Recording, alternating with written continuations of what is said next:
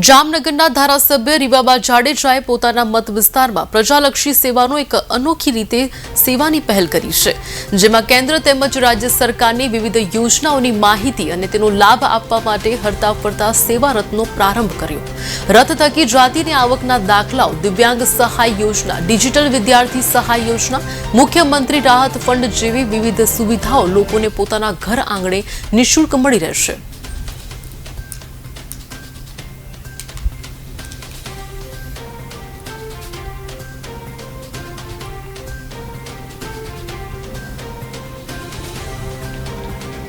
પ્રેરણાને સાકાર કરવા માટે થઈ અને ભારતીય જનતા પાર્ટીની જે વિચારધારા રહી છે કે છેવાડાના માનવી સુધી પહોંચવું, અને ખાસ કરીને આપણું જે શીર્ષ નેતૃત્વ છે આદરણીય પ્રધાનમંત્રી શ્રી નરેન્દ્રભાઈ મોદી સાહેબ, એવા જ ગૃહપ્રધાન અમિત શાહ સાહેબનું માર્ગદર્શન સતત જનપ્રતિનિધિ તરીકે અમને મળતું રહે છે અને લોકોની સુખાકારીમાં ઉત્તરોત્તર વધારો કેવી રીતના કરી શકાય એ માટેનું માર્ગદર્શન મેળવીને આજ રોજ વોર્ડ નંબર 2 ના ઈચ્છેશ્વર મહાદેવના મંદિરથી સેવા રથ છે એને અમે લોકાર્પિત કર્યો છે। ખાસ આ સેવા રથની વિશેષતા એ છે કે કેન્દ્ર સરકાર અને રાજ્ય સરકારની જેટલી પણ યોજનાઓ છે, ચાહે આયુષ્માન કાર્ડ હોય, ચાહે આધાર કાર્ડ હોય, ચાહે કેવાયસી હોય, ભરતીના ફોર્મ હોય, આ પ્રકારની વિવિધ 200 જનલક્ષી જે સેવા અને યોજનાઓ છે એને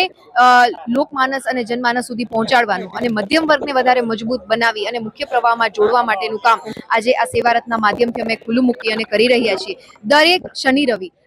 વીકેન્ડ ડેઝમાં આ રથ છે એ વોર્ડ નંબર 2 થી શરૂ કરી અને આવનારા દિવસોમાં મારા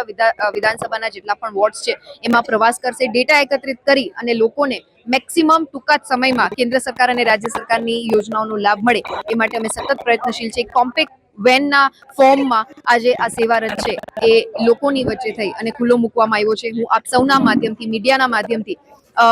મારા નગરજનોને ભાવપૂર્વકની વિનંતી કરું છું અને આપ સૌને હાર્દિક આમંત્રણ આપું છું કે જ્યારે આપના વિસ્તારમાં આ રથ પ્રવાસ કરે ત્યારે મેક્સિમમ લોકો આ સેવાનો લાભ લે, કેમ કે તમારા માટે થઈ અને સરકારનો જે રથ છે એ આપના દ્વાર સુધી અમે લઈને આવી રહ્યા છીએ, ત્યારે આપણા આંગણે જ્યારે આ પ્રકારનું કોઈ આયોજન થતું હોય ત્યારે મેક્સિમમ લોકો આ યોજનાઓનો લાભ લે તેવી અંતઃકરણપૂર્વકની મારી અભ્યર્થના છે। અને ફરી એક વખત હું ચૂંટાયેલા પ્રતિનિધિશ્રીઓ તેમજ સંગઠનની પૂરી ટીમનો હૃદયપૂર્વકનો આભાર માનું છું કે આજે એમની હાજરીમાં આ ઈચ્છેશ્વર મહાદેવના મંદિર વોર્ડ નંબર 2 ખાતે થઈ અને આ સેવા રથ છે એને લોકાર્પણ કરવામાં આવ્યું છે।